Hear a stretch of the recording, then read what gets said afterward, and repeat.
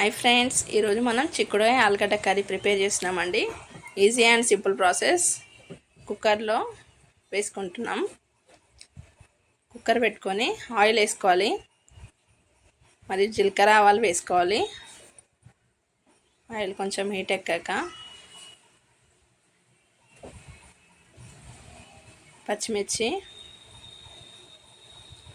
వేసుకొని ఒక 5 to 10 minutes కలుపుతూ ఉండాలండి. ఫ్రై అవ్వాలి ఆయిల్లోనే. కొంచెం కరివేపాకు వేసుకోవాలి. ఆలుగడ్డలు ముందే వేసుకోవాలండి, త్వరగా ఉడుకుతుంది కదా, అందుకనే ఆనియన్స్తో ఉడికించాలి.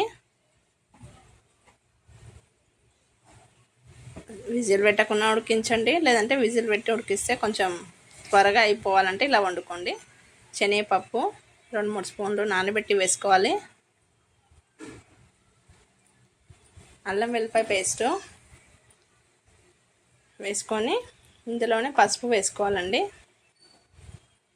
1 స్పూన్ పసుపు వేసుకొని మొత్తం కలుపుతూ ఉండాలి. ఇప్పుడు శుభ్రం చేసుకున్న చిక్కుడుకాయలను వేసుకోవాలి.